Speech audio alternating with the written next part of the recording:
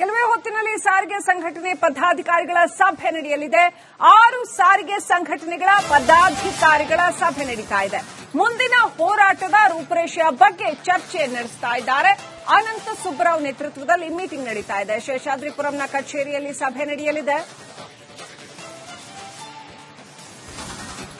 KSRTC staff and workers federation, ಅಖಿಲ ಕರ್ನಾಟಕ ರಾಜ್ಯ ರಸ್ತೆ ಸಾರಿಗೆ ನೌಕರರ ಮಹಾಮಂಡಳ, ಕರ್ನಾಟಕ ರಾಜ್ಯ ರಸ್ತೆ ಸಾರಿಗೆ ನೌಕರರ ಫೆಡರೇಷನ್, ಕೆಎಸ್ಆರ್ಟಿಸಿ ಪಜ ಮತ್ತು ಪಪಂ ನೌಕರರ ಸಂಘ, ಕರ್ನಾಟಕ ರಾಜ್ಯ ಸಂಸ್ಥೆ ರಸ್ತೆ ಸಾರಿಗೆ ಸಂಸ್ಥೆ, ಇನ್ನೊಂದು ಕ್ಷೇಮಾಭಿವೃದ್ಧಿ ಸಂಘ, ಹಾಗೆ ಇನ್ನೂ ಅನೇಕ ಸಂಘಟನೆಗಳು ಸೇರಿ ಈ ಒಂದು ಮೀಟಿಂಗ್ ಅನ್ನು ನಡೆಸ್ತಾ ಇದ್ದಾವೆ. ಅನಂತ ಸುಬ್ಬರಾವ್ ನೇತೃತ್ವದಲ್ಲಿ ಸಭೆ ನಡೀತಾ ಇದೆ.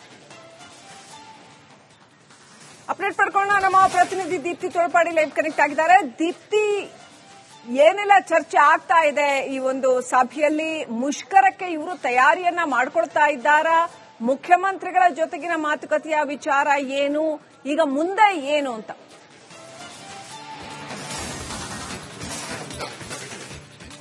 ಶ್ರೀಲಕ್ಷ್ಮಿ, ಪ್ರಮುಖವಾಗಿ ಸಾರಿಗೆ ನೌಕರರು ಕಳೆದ 38 ತಿಂಗಳಿನಿಂದ ಅವರ ಒಂದು ಅರಿಯರ್ಸ್ ಏನಿದೆ ಅದನ್ನ ಸರ್ಕಾರ ಬಾಕಿ ಉಳಿಸಿಕೊಂಡಿದೆ. ಒಂದ್ ಕಡೆ ಸರ್ಕಾರದ ಶಕ್ತಿ ಯೋಜನೆ ಇದೆ, ಅದನ್ನ ಸಕ್ಸಸ್ ಮಾಡೋದಕ್ಕೆ ಸಾರಿಗೆ ನೌಕರರು ರಾತ್ರಿ ಹಗಲು ಕಷ್ಟಪಟ್ಟು ದುಡಿತಾ ಇದ್ದಾರೆ. ಆದ್ರೆ ಅವರ ಒಂದು ನ್ಯಾಯಯುತವಾದಂತಹ ಬೇಡಿಕೆಯನ್ನ ಈಡೇರಿಸೋದಕ್ಕೆ ಸರ್ಕಾರಕ್ಕೆ ಆಗಿಲ್ಲ. ಇಷ್ಟು ವರ್ಷಗಳಿಂದನೂ ಕೂಡ ವೇತನ ಬಾಕಿ ಕೊಡಿ ನಮಗೆ, ಜೊತೆಗೆ ವೇತನ ಪರಿಷ್ಕರಣೆ ಆಗಿಲ್ಲ ಅನ್ನೋ ಒಂದು ಬೇಡಿಕೆಗಳನ್ನ ಮುಂದಿಟ್ಕೊಂಡು ಬರ್ತಾ ಇದ್ದಾರೆ. ಸರ್ಕಾರ ಯಾರೇ ಅಂತ ಇಲ್ಲ, ಸಾರಿಗೆ ಸಚಿವರು ಮುಂದೆ ನೋಡೋಣ ಅನ್ನೋ ಒಂದು ರೀತಿಯಲ್ಲಿ ವರ್ತನೆ ಮಾಡ್ತಾ ಇದ್ದಾರೆ. ಹೀಗಾಗಿ ಈಗಾಗಲೇ 21 ದಿನಗಳ ಮುಂಚಿತವಾಗಿ ಸರ್ಕಾರಕ್ಕೆ, ಸಿಎಂಗೆ, ಸಾರಿಗೆ ನೌಕರರಿಗೆ, ಕಾರ್ಮಿಕ ಇಲಾಖೆಗೆ ಪತ್ರ ಬರೆದಿದ್ದಂತಹ ಸಾರಿಗೆ ನೌಕರರು ನಾವು 5ನೇ ತಾರೀಕು ಆಗಸ್ಟ್ ಮುಷ್ಕರವನ್ನ ಮಾಡಿಯೇ ತೀರ್ತೀವಿ ಅಂತ ಹೇಳಿದ್ರು. ಅದ್ರ ಪ್ರಕಾರವಾಗಿ ನಾಳೆ ಮಾಡಬೇಕು ಅನ್ನೋ ಒಂದು ಆಲೋಚನೆ ಇದೆ. ಇದರ ಮಧ್ಯದಲ್ಲೇ ಹೈಕೋರ್ಟ್ ಒಂದು ಆದೇಶವನ್ನ ಕೊಟ್ಟಿದೆ. ಯಾಕಂದ್ರೆ ಇದು 43 ಲಕ್ಷ ಪ್ರಯಾಣಿಕರಿಗೆ ತೊಂದರೆಯನ್ನ ಆಗುವಂತಹ ಸಾಧ್ಯತೆ ಇದೆ. ಹೀಗಾಗಿ 1 ದಿನಗಳ ಕಾಲ ಕಾದ್ ನೋಡಿ ಅಂತ ಹೇಳಿ ಸೂಚನೆಯನ್ನ ಕೊಟ್ಟಿರುವಂತದ್ದು. ಆದ್ರೆ ಹೈಕೋರ್ಟ್ನ ಪ್ರತಿ ಇನ್ನೂ ಕೂಡ ಸಾರಿಗೆ ಮುಖಂಡರಿಗೆ, ಸಾರಿಗೆ ಕಚೇರಿಗೆ ಅಂದ್ರೆ ನೌಕರರ ಕಚೇರಿಗೆ ಇನ್ನೂ ತಲುಪಿಲ್ಲ. ಹೀಗಾಗಿ ನಾಳಿನ ಮುಷ್ಕರವನ್ನ ಮಾಡಬೇಕಾ ಅಥವಾ 1 ದಿನ ಕಾದು ಆಗಸ್ಟ್ 6ನೇ ತಾರೀಕು ಮುಷ್ಕರಕ್ಕೆ ಇಳಿಯಬೇಕಾ ಅನ್ನೋದ್ರ ಬಗ್ಗೆ ಈಗ ಚರ್ಚೆ ಆಗುತ್ತೆ. ಇನ್ನೇನು ಈಗಾಗಲೇ ಸಭೆ ಕೂಡ ಆರಂಭ ಆಗಿದೆ. ಜಂಟಿ ಕ್ರಿಯಾ ಸಮಿತಿಯ ಅಧ್ಯಕ್ಷರಾದಂತಹ ಅನಂತ ಸುಬ್ಬರಾವ್ ಅವರ ನೇತೃತ್ವದಲ್ಲಿ ಸಭೆ ಕೂಡ ಆರಂಭ ಆಗಿರುವಂತದ್ದು. ಒಟ್ಟು 6 ಸಾರಿಗೆ ಪದಾಧಿಕಾರಿಗಳ ಸಮ್ಮುಖದಲ್ಲಿ ಈ ಒಂದು ಸಭೆ ಕೂಡ ನಡೀಲಿಕ್ಕಿದೆ. ಪ್ರಮುಖವಾಗಿ ಎರಡೇ ಅವರು ಕೇಳ್ತಾ ಇರೋದು, ನಮ್ಮ ಅರಿಯರ್ಸ್ ಏನ್ ಬಾಕಿ ಉಳಿಸ್ಕೊಂಡಿದ್ದೀರಾ 38 ತಿಂಗಳಿನಿಂದ ಅದನ್ನ ಕೊಡಿ, ಮತ್ತೊಂದ್ ಕಡೆ ವೇತನ ಪರಿಷ್ಕರಣೆ ಏನಾಗಬೇಕಾಗಿತ್ತು ಅದನ್ನ ಕೊಡಿ ಅಂತ ಹೇಳಿ 2 ನ್ಯಾಯಯುತವಾದಂತಹ ಬೇಡಿಕೆಯನ್ನು ಮುಂದಿಟ್ಕೊಂಡು ಅವರು ಮುಷ್ಕರಕ್ಕೆ ಕರೆ ಕೊಟ್ಟಿದ್ದಾರೆ. ಒಂದು ವೇಳೆ ಅವ್ರೇನಾದ್ರೂ ಮುಷ್ಕರ ಮಾಡ್ತೀವಿ ಅಂತ ಹೇಳಿದ್ರೆ ದೊಡ್ಡ ಪೆಟ್ಟು ಬೀಳುತ್ತೆ. ಯಾಕಂದ್ರೆ 43 ಲಕ್ಷ ಪ್ರಯಾಣಿಕರು ಸಾರಿಗೆಯನ್ನ ನಂಬಿಕೊಂಡಿರುವಂತದ್ದು.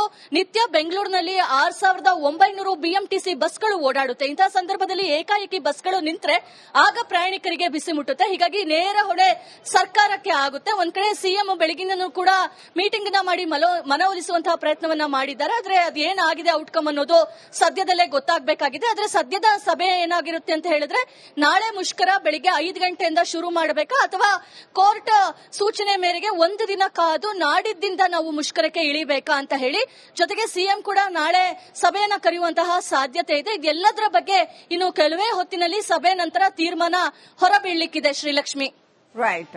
Thank you Deepti, ಡೀಟೇಲ್ಸ್ಗಾಗಿ.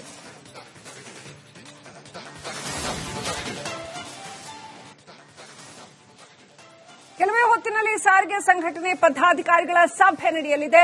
6 ಸಾರಿಗೆ ಸಂಘಟನೆಗಳ ಪದಾಧಿಕಾರಿಗಳ ಸಭೆ ನಡೀತಾ ಇದೆ. ಮುಂದಿನ ಹೋರಾಟದ ರೂಪುರೇಷೆಯ ಬಗ್ಗೆ ಚರ್ಚೆ ನಡೆಸ್ತಾ ಇದ್ದಾರೆ. ಅನಂತ ಸುಬ್ಬರಾವ್ ನೇತೃತ್ವದಲ್ಲಿ ಮೀಟಿಂಗ್ ನಡೀತಾ ಇದೆ. ಶೇಷಾದ್ರಿಪುರಂನ ಕಚೇರಿಯಲ್ಲಿ ಸಭೆ ನಡೆಯಲಿದೆ. KSRTC staff and workers federation, ಅಖಿಲ ಕರ್ನಾಟಕ ರಾಜ್ಯ ರಸ್ತೆ ಸಾರಿಗೆ ನೌಕರರ ಮಹಾಮಂಡಳ, ಕರ್ನಾಟಕ ರಾಜ್ಯ ರಸ್ತೆ ಸಾರಿಗೆ ನೌಕರರ ಫೆಡರೇಷನ್, ಕೆಎಸ್ಆರ್ಟಿಸಿ ಪಜ ಮತ್ತು ಪಪಂ ನೌಕರರ ಸಂಘ, ಕರ್ನಾಟಕ ರಾಜ್ಯ ಸಂಸ್ಥೆ ರಸ್ತೆ ಸಾರಿಗೆ ಸಂಸ್ಥೆ, ಇನ್ನೊಂದು ಕ್ಷೇಮಾಭಿವೃದ್ಧಿ ಸಂಘ, ಹಾಗೆ ಇನ್ನೂ ಅನೇಕ ಸಂಘಟನೆಗಳು ಸೇರಿ ಈ ಒಂದು ಮೀಟಿಂಗ್ ಅನ್ನು ನಡೆಸ್ತಾ ಇದ್ದಾವೆ. ಅನಂತ ಸುಬ್ಬರಾವ್ ನೇತೃತ್ವದಲ್ಲಿ ಸಭೆ ನಡೀತಾ ಇದೆ. ಅಪ್ಡೇಟ್ ಪಡ್ಕೊಳ್ಳೋಣ. ನಮ್ಮ ಪ್ರತಿನಿಧಿ ದೀಪ್ತಿ ತೋಳ್ಪಾಡಿ ಲೈವ್ ಕನೆಕ್ಟ್ ಆಗಿದ್ದಾರೆ. ದೀಪ್ತಿ, ಏನೆಲ್ಲ ಚರ್ಚೆ ಆಗ್ತಾ ಇದೆ ಈ ಒಂದು ಸಭೆಯಲ್ಲಿ? ಮುಷ್ಕರಕ್ಕೆ ಇವರು ತಯಾರಿಯನ್ನ ಮಾಡ್ಕೊಳ್ತಾ ಇದ್ದಾರಾ? ಮುಖ್ಯಮಂತ್ರಿಗಳ ಜೊತೆಗಿನ ಮಾತುಕತೆಯ ವಿಚಾರ ಏನು, ಈಗ ಮುಂದೆ ಏನು ಅಂತ.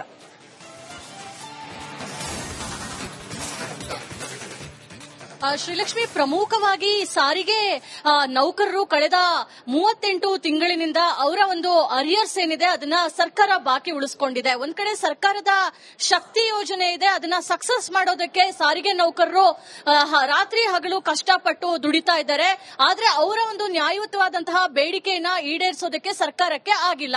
ಇಷ್ಟು ವರ್ಷಗಳಿಂದನೂ ಕೂಡ ವೇತನ ಬಾಕಿ ಕೊಡಿ ನಮಗೆ, ಜೊತೆಗೆ ವೇತನ ಪರಿಷ್ಕರಣೆ ಆಗಿಲ್ಲ ಅನ್ನೋ ಒಂದು ಬೇಡಿಕೆಗಳನ್ನ ಮುಂದಿಟ್ಕೊಂಡು ಬರ್ತಾ ಇದ್ದಾರೆ. ಸರ್ಕಾರ ಯಾರೇ ಅಂತ ಇಲ್ಲ, ಸಾರಿಗೆ ಸಚಿವರು ಮುಂದೆ ನೋಡೋಣ ಅನ್ನೋ ಒಂದು ರೀತಿಯಲ್ಲಿ ವರ್ತನೆ ಮಾಡ್ತಾ ಇದ್ದಾರೆ. ಹೀಗಾಗಿ ಈಗಾಗಲೇ 21 ದಿನಗಳ ಮುಂಚಿತವಾಗಿ ಸರ್ಕಾರಕ್ಕೆ, ಸಿಎಂಗೆ, ಸಾರಿಗೆ ನೌಕರರಿಗೆ, ಕಾರ್ಮಿಕ ಇಲಾಖೆಗೆ ಪತ್ರ ಬರೆದಿದ್ದಂತಹ ಸಾರಿಗೆ ನೌಕರರು ನಾವು 5ನೇ ತಾರೀಕು ಆಗಸ್ಟ್ ಮುಷ್ಕರವನ್ನ ಮಾಡಿಯೇ ತೀರ್ತೀವಿ ಅಂತ ಹೇಳಿದ್ರು. ಅದರ ಪ್ರಕಾರವಾಗಿ ನಾಳೆ ಮಾಡಬೇಕು ಅನ್ನೋ ಒಂದು ಆಲೋಚನೆ ಇದೆ. ಇದರ ಮಧ್ಯದಲ್ಲೇ ಹೈಕೋರ್ಟ್ ಒಂದು ಆದೇಶವನ್ನ ಕೊಟ್ಟಿದೆ. ಯಾಕಂದ್ರೆ ಇದು 43 ಲಕ್ಷ ಪ್ರಯಾಣಿಕರಿಗೆ ತೊಂದರೆಯನ್ನ ಆಗುವಂತಹ ಸಾಧ್ಯತೆ ಇದೆ. ಹೀಗಾಗಿ 1 ದಿನಗಳ ಕಾಲ ಕಾದ್ ನೋಡಿ ಅಂತ ಹೇಳಿ ಸೂಚನೆಯನ್ನ ಕೊಟ್ಟಿರುವಂತದ್ದು. ಆದ್ರೆ ಹೈಕೋರ್ಟ್ ನ ಪ್ರತಿ ಇನ್ನೂ ಕೂಡ ಸಾರಿಗೆ ಮುಖಂಡರಿಗೆ, ಸಾರಿಗೆ ಕಚೇರಿಗೆ ಅಂದ್ರೆ ನೌಕರರ ಕಚೇರಿಗೆ ಇನ್ನೂ ತಲುಪಿಲ್ಲ. ಹೀಗಾಗಿ ನಾಳಿನ ಮುಷ್ಕರವನ್ನ ಮಾಡಬೇಕಾ ಅಥವಾ 1 ದಿನ ಕಾದು ಆಗಸ್ಟ್ 6ನೇ ತಾರೀಕು ಮುಷ್ಕರಕ್ಕೆ ಇಳಿಯಬೇಕಾ ಅನ್ನೋದ್ರ ಬಗ್ಗೆ ಈಗ ಚರ್ಚೆ ಆಗುತ್ತೆ. ಇನ್ನೇನು ಈಗಾಗಲೇ ಸಭೆ ಕೂಡ ಆರಂಭ ಆಗಿದೆ.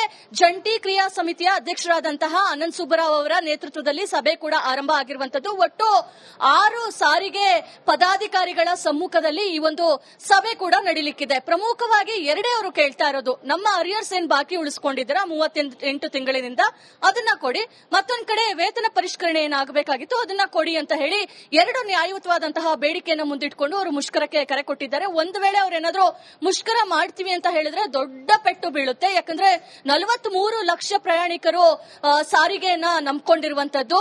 ನಿತ್ಯ ಬೆಂಗಳೂರಿನಲ್ಲಿ 6900 BMTC ಬಸ್ಗಳು ಓಡಾಡುತ್ತೆ. ಇಂತಹ ಸಂದರ್ಭದಲ್ಲಿ ಏಕಾಏಕಿ ಬಸ್ಗಳು ನಿಂತ್ರೆ ಆಗ ಪ್ರಯಾಣಿಕರಿಗೆ ಬಿಸಿ ಮುಟ್ಟುತ್ತೆ. ಹೀಗಾಗಿ ನೇರ ಹೊಣೆ ಸರ್ಕಾರಕ್ಕೆ ಆಗುತ್ತೆ. ಒಂದ್ ಕಡೆ ಸಿಎಂ ಬೆಳಗಿನೂ ಕೂಡ ಮೀಟಿಂಗ್ ನ ಮಾಡಿ ಮನವೊಲಿಸುವಂತಹ ಪ್ರಯತ್ನವನ್ನ ಮಾಡಿದ್ದಾರೆ. ಆದ್ರೆ ಅದೇನಾಗಿದೆ ಔಟ್ಕಮ್ ಅನ್ನೋದು ಸದ್ಯದಲ್ಲೇ ಗೊತ್ತಾಗಬೇಕಾಗಿದೆ. ಆದ್ರೆ ಸದ್ಯದ ಸಭೆ ಏನಾಗಿರುತ್ತೆ ಅಂತ ಹೇಳಿದ್ರೆ, ನಾಳೆ ಮುಷ್ಕರ ಬೆಳಿಗ್ಗೆ 5 ಗಂಟೆಯಿಂದ ಶುರು ಮಾಡಬೇಕಾ ಅಥವಾ ಕೋರ್ಟ್ ಸೂಚನೆ ಮೇರೆಗೆ 1 ದಿನ ಕಾದು ನಾಡಿದ್ದಿಂದ ನಾವು ಮುಷ್ಕರಕ್ಕೆ ಇಳಿಬೇಕಾ ಅಂತ ಹೇಳಿ, ಜೊತೆಗೆ ಸಿಎಂ ಕೂಡ ನಾಳೆ ಸಭೆಯನ್ನ ಕರೆಯುವಂತಹ ಸಾಧ್ಯತೆ ಇದೆ. ಇದೆಲ್ಲದರ ಬಗ್ಗೆ ಇನ್ನು ಕೆಲವೇ ಹೊತ್ತಿನಲ್ಲಿ ಸಭೆ ನಂತರ ತೀರ್ಮಾನ ಹೊರಬೀಳಲಿಕ್ಕಿದೆ. ಶ್ರೀಲಕ್ಷ್ಮಿ, ರೈಟ್.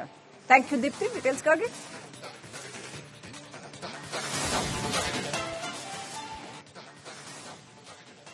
ಕೆಲವೇ ಹೊತ್ತಿನಲ್ಲಿ ಸಾರಿಗೆ ಸಂಘಟನೆ ಪದಾಧಿಕಾರಿಗಳ ಸಭೆ ನಡೆಯಲಿದೆ. 6 ಸಾರಿಗೆ ಸಂಘಟನೆಗಳ ಪದಾಧಿಕಾರಿಗಳ ಸಭೆ ನಡೀತಾ ಇದೆ. ಮುಂದಿನ ಹೋರಾಟದ ರೂಪುರೇಷೆಯ ಬಗ್ಗೆ ಚರ್ಚೆ ನಡೆಸ್ತಾ ಇದ್ದಾರೆ. ಅನಂತ ಸುಬ್ಬರಾವ್ ನೇತೃತ್ವದಲ್ಲಿ ಮೀಟಿಂಗ್ ನಡೀತಾ ಇದೆ. ಶೇಷಾದ್ರಿಪುರಂನ ಕಚೇರಿಯಲ್ಲಿ ಸಭೆ ನಡೆಯಲಿದೆ. KSRTC staff and workers federation, ಅಖಿಲ ಕರ್ನಾಟಕ ರಾಜ್ಯ ರಸ್ತೆ ಸಾರಿಗೆ ನೌಕರರ ಮಹಾಮಂಡಳ, ಕರ್ನಾಟಕ ರಾಜ್ಯ ರಸ್ತೆ ಸಾರಿಗೆ ನೌಕರರ ಫೆಡರೇಷನ್, ಕೆಎಸ್ಆರ್ಟಿಸಿ ಪಜ ಮತ್ತು ಪಪಂ ನೌಕರರ ಸಂಘ, ಕರ್ನಾಟಕ ರಾಜ್ಯ ಸಂಸ್ಥೆ ರಸ್ತೆ ಸಾರಿಗೆ ಸಂಸ್ಥೆ, ಇನ್ನೊಂದು ಕ್ಷೇಮಾಭಿವೃದ್ಧಿ ಸಂಘ, ಹಾಗೆ ಇನ್ನೂ ಅನೇಕ ಸಂಘಟನೆಗಳು ಸೇರಿ ಈ ಒಂದು ಮೀಟಿಂಗ್ ಅನ್ನು ನಡೆಸ್ತಾ ಇದ್ದಾವೆ. ಅನಂತ್ ಸುಬ್ರಾವ್ ನೇತೃತ್ವದಲ್ಲಿ ಸಭೆ ನಡೀತಾ ಇದೆ. ಅಪ್ಡೇಟ್ ಪಡ್ಕೊಳ್ಳೋಣ. ನಮ್ಮ ಪ್ರತಿನಿಧಿ ದೀಪ್ತಿ ತೋಳ್ಪಾಡಿ ಲೈವ್ ಕನೆಕ್ಟ್ ಆಗಿದ್ದಾರೆ. ದೀಪ್ತಿ, ಏನೆಲ್ಲ ಚರ್ಚೆ ಆಗ್ತಾ ಇದೆ ಈ ಒಂದು ಸಭೆಯಲ್ಲಿ? ಮುಷ್ಕರಕ್ಕೆ ಇವರು ತಯಾರಿಯನ್ನ ಮಾಡ್ಕೊಳ್ತಾ ಇದ್ದಾರಾ? ಮುಖ್ಯಮಂತ್ರಿಗಳ ಜೊತೆಗಿನ ಮಾತುಕತೆಯ ವಿಚಾರ ಏನು, ಈಗ ಮುಂದೆ ಏನು ಅಂತ?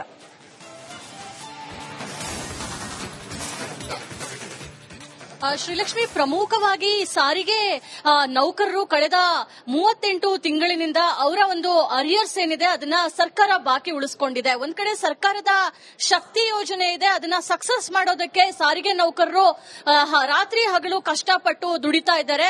ಆದ್ರೆ ಅವರ ಒಂದು ನ್ಯಾಯಯುತವಾದಂತಹ ಬೇಡಿಕೆಯನ್ನ ಈಡೇರಿಸೋದಕ್ಕೆ ಸರ್ಕಾರಕ್ಕೆ ಆಗಿಲ್ಲ. ಇಷ್ಟು ವರ್ಷಗಳಿಂದನೂ ಕೂಡ ವೇತನ ಬಾಕಿ ಕೊಡಿ ನಮಗೆ, ಜೊತೆಗೆ ವೇತನ ಪರಿಷ್ಕರಣೆ ಆಗಿಲ್ಲ ಅನ್ನೋ ಒಂದು ಬೇಡಿಕೆಗಳನ್ನ ಮುಂದಿಟ್ಕೊಂಡು ಬರ್ತಾ ಇದ್ದಾರೆ. ಸರ್ಕಾರ ಸದ್ಯಕ್ಕೆ ಯಾರೇ ಅಂತ ಇಲ್ಲ, ಸಾರಿಗೆ ಸಚಿವರು ಮುಂದೆ ನೋಡೋಣ ಅನ್ನೋ ಒಂದು ರೀತಿಯಲ್ಲಿ ವರ್ತನೆ ಮಾಡ್ತಾ ಇದ್ದಾರೆ. ಹೀಗಾಗಿ ಈಗಾಗಲೇ 21 ದಿನಗಳ ಮುಂಚಿತವಾಗಿ ಸರ್ಕಾರಕ್ಕೆ, ಸಿಎಂಗೆ, ಸಾರಿಗೆ ನೌಕರರಿಗೆ, ಕಾರ್ಮಿಕ ಇಲಾಖೆಗೆ ಪತ್ರ ಬರೆದಿದ್ದಂತಹ ಸಾರಿಗೆ ನೌಕರರು ನಾವು 5ನೇ ತಾರೀಕು ಆಗಸ್ಟ್ ಮುಷ್ಕರವನ್ನ ಮಾಡಿಯೇ ತೀರ್ತೀವಿ ಅಂತ ಹೇಳಿದ್ರು. ಅದ್ರ ಪ್ರಕಾರವಾಗಿ ನಾಳೆ ಮಾಡಬೇಕು ಅನ್ನೋ ಒಂದು ಆಲೋಚನೆ ಇದೆ. ಇದರ ಮಧ್ಯದಲ್ಲೇ ಹೈಕೋರ್ಟ್ ಒಂದು ಆದೇಶವನ್ನ ಕೊಟ್ಟಿದೆ. ಯಾಕಂದ್ರೆ ಇದು 43 ಲಕ್ಷ ಪ್ರಯಾಣಿಕರಿಗೆ ತೊಂದರೆಯನ್ನ ಆಗುವಂತಹ ಸಾಧ್ಯತೆ ಇದೆ. ಹೀಗಾಗಿ 1 ದಿನಗಳ ಕಾಲ ಕಾದ್ ನೋಡಿ ಅಂತ ಹೇಳಿ ಸೂಚನೆಯನ್ನ ಕೊಟ್ಟಿರುವಂತದ್ದು. ಆದ್ರೆ ಹೈಕೋರ್ಟ್ ನ ಪ್ರತಿ ಇನ್ನೂ ಕೂಡ ಸಾರಿಗೆ ಮುಖಂಡರಿಗೆ, ಸಾರಿಗೆ ಕಚೇರಿಗೆ ಅಂದ್ರೆ ನೌಕರರ ಕಚೇರಿಗೆ ಇನ್ನೂ ತಲುಪಿಲ್ಲ. ಹೀಗಾಗಿ ನಾಳಿನ ಮುಷ್ಕರವನ್ನ ಮಾಡಬೇಕಾ ಅಥವಾ 1 ದಿನ ಕಾದು ಆಗಸ್ಟ್ 6ನೇ ತಾರೀಕು ಮುಷ್ಕರಕ್ಕೆ ಇಳಿಯಬೇಕಾ ಅನ್ನೋದ್ರ ಬಗ್ಗೆ ಈಗ ಚರ್ಚೆ ಆಗುತ್ತೆ. ಇನ್ನೇನೋ ಈಗಾಗಲೇ ಸಭೆ ಕೂಡ ಆರಂಭ ಆಗಿದೆ. ಜಂಟಿ ಕ್ರಿಯಾ ಸಮಿತಿಯ ಅಧ್ಯಕ್ಷರಾದಂತಹ ಅನಂತ್ ಸುಬ್ಬರಾವ್ ಅವರ ನೇತೃತ್ವದಲ್ಲಿ ಸಭೆ ಕೂಡ ಆರಂಭ ಆಗಿರುವಂತದ್ದು. ಒಟ್ಟು 6 ಸಾರಿಗೆ ಪದಾಧಿಕಾರಿಗಳ ಸಮ್ಮುಖದಲ್ಲಿ ಈ ಒಂದು ಸಭೆ ಕೂಡ ನಡೀಲಿಕ್ಕಿದೆ. ಪ್ರಮುಖವಾಗಿ ಎರಡೇ ಅವರು ಕೇಳ್ತಾ ಇರೋದು, ನಮ್ಮ ಅರಿಯರ್ಸ್ ಏನ್ ಬಾಕಿ ಉಳಿಸಿಕೊಂಡಿದ್ದೀರಾ 38 ತಿಂಗಳಿನಿಂದ ಅದನ್ನ ಕೊಡಿ, ಮತ್ತೊಂದ್ ಕಡೆ ವೇತನ ಪರಿಷ್ಕರಣೆ ಏನಾಗಬೇಕಾಗಿತ್ತು ಅದನ್ನ ಕೊಡಿ ಅಂತ ಹೇಳಿ 2 ನ್ಯಾಯಯುತವಾದಂತಹ ಬೇಡಿಕೆಯನ್ನು ಮುಂದಿಟ್ಕೊಂಡು ಅವರು ಮುಷ್ಕರಕ್ಕೆ ಕರೆ ಕೊಟ್ಟಿದ್ದಾರೆ. ಒಂದು ವೇಳೆ ಅವ್ರೇನಾದ್ರೂ ಮುಷ್ಕರ ಮಾಡ್ತೀವಿ ಅಂತ ಹೇಳಿದ್ರೆ ದೊಡ್ಡ ಪೆಟ್ಟು ಬೀಳುತ್ತೆ. ಯಾಕಂದ್ರೆ 43 ಲಕ್ಷ ಪ್ರಯಾಣಿಕರು ಸಾರಿಗೆಯನ್ನ ನಂಬಿಕೊಂಡಿರುವಂತದ್ದು. ನಿತ್ಯ ಬೆಂಗಳೂರಿನಲ್ಲಿ 6900 ಬಿಎಂಟಿಸಿ ಬಸ್ಗಳು ಓಡಾಡುತ್ತೆ. ಇಂತಹ ಸಂದರ್ಭದಲ್ಲಿ ಏಕಾಏಕಿ ಬಸ್ಗಳು ನಿಂತ್ರೆ ಆಗ ಪ್ರಯಾಣಿಕರಿಗೆ ಬಿಸಿ ಮುಟ್ಟುತ್ತೆ. ಹೀಗಾಗಿ ನೇರ ಹೊಣೆ ಸರ್ಕಾರಕ್ಕೆ ಆಗುತ್ತೆ. ಒಂದ್ ಕಡೆ ಸಿಎಂ ಬೆಳಗಿನೂ ಕೂಡ ಮೀಟಿಂಗ್ ನ ಮಾಡಿ ಮನವೊಲಿಸುವಂತಹ ಪ್ರಯತ್ನವನ್ನ ಮಾಡಿದ್ದಾರೆ. ಆದ್ರೆ ಅದೇನಾಗಿದೆ ಔಟ್ಕಮ್ ಅನ್ನೋದು ಸದ್ಯದಲ್ಲೇ ಗೊತ್ತಾಗಬೇಕಾಗಿದೆ. ಆದ್ರೆ ಸದ್ಯದ ಸಭೆ ಏನಾಗಿರುತ್ತೆ ಅಂತ ಹೇಳಿದ್ರೆ, ನಾಳೆ ಮುಷ್ಕರ ಬೆಳಿಗ್ಗೆ 5 ಗಂಟೆಯಿಂದ ಶುರು ಮಾಡಬೇಕಾ ಅಥವಾ ಕೋರ್ಟ್ ಸೂಚನೆ ಮೇರೆಗೆ 1 ದಿನ ಕಾದು ನಾಡಿದ್ದಿಂದ ನಾವು ಮುಷ್ಕರಕ್ಕೆ ಇಳಿಬೇಕಾ ಅಂತ ಹೇಳಿ, ಜೊತೆಗೆ ಸಿಎಂ ಕೂಡ ನಾಳೆ ಸಭೆಯನ್ನ ಕರೆಯುವಂತಹ ಸಾಧ್ಯತೆ ಇದೆ. ಇದೆಲ್ಲದರ ಬಗ್ಗೆ ಇನ್ನು ಕೆಲವೇ ಹೊತ್ತಿನಲ್ಲಿ ಸಭೆ ನಂತರ ತೀರ್ಮಾನ ಹೊರಬೀಳಲಿಕ್ಕಿದೆ. Srilakshmi. Right, thank you Deepti ಡೀಟೇಲ್ಸ್ಗಾಗಿ.